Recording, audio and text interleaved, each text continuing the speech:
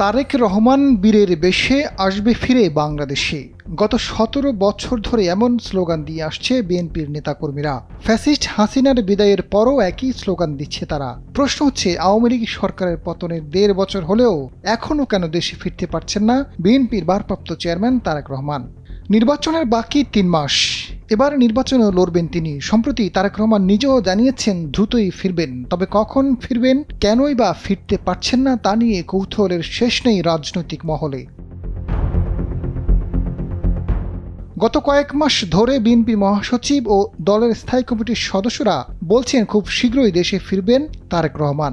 দেশে ফেরার বিষয়ে সুনির্দিষ্ট তারিখ বা দিন বলেননি, তবে নভেম্বর মাসে ফিরবেন এমন ইঙ্গিত দিয়েছেন বিএনপির জাতীয় স্থায়ী কমিটির সদস্য সালাউদ্দিন আহমেদ। তিনি জানান, খুব শীঘ্রই জানতে পারবেন নির্ধারিত তারিখ। নভেম্বরের মধ্যেই তারেক রহমান দেশে ফিরবেন।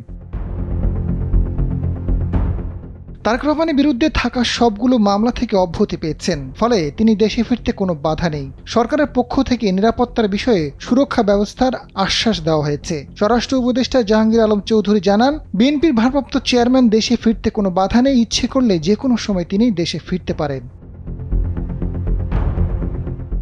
দলীয় সূত্র জানায়, যুক্তরাজ্যে বাংলাদেশের হাই কমিশনের মাধ্যমে তারেক রহমানের জন্য ট্রাভেল পাস ইস্যু সব প্রক্রিয়া চলছে। বর্তমানে ইনডিফিনিটি লিভ টু রিমেইন স্ট্যাটাসে যুক্তরাজ্যে বসবাস করছেন তিনি। গত অক্টোবরে বিবিসি বাংলায় এক প্রশ্নের উত্তরে তারেক রহমান বলেছেন, কিছু সঙ্গত কারণে হয়তো ফেরাটা হয়ে ওঠেনি, তবে সময় তো চলে এসেছে মনে হয়, ইনশাল্লাহ খুব দ্রুতই ফিরে আসব। এদিকে তারেক রহমান দেশে না ফেরার প্রধান ইস্যু নিরাপত্তা ব্যবস্থার শঙ্কা। ফেরার আগে নিরাপত্তা ইস্যুটি বেশ গুরুত্বের সঙ্গে দেখা হচ্ছে। দলের পক্ষ থেকে অন্তর্বর্তী সরকারের সঙ্গে নিয়মিত যোগাযোগ রাখা হচ্ছে। নিরাপত্তার বিষয়টি নিশ্চিত হলেই আনুষ্ঠানিক তারিখ ঘোষণা করা হবে। এমন অবস্থায় এখন দলের অভ্যন্তর থেকে পরিষ্কারভাবে জানা যাচ্ছে, প্রস্তুতির অংশ হিসেবে বুলেট প্রুফ SUV কেনার প্রক্রিয়া চলছে। ইতিমধ্যে 2টি গাড়ির অনুমোদন দিয়েছে স্বরাষ্ট্র মন্ত্রণালয়। রাজনৈতিক বিশ্লেষকরা বলছেন, তারেক রহমানের দেশে ফেরা শুধু বিএনপির রাজনীতিতেই নয়, দেশের সামগ্রিক রাজনৈতিক প্রেক্ষাপটে নতুন গতি আনবে।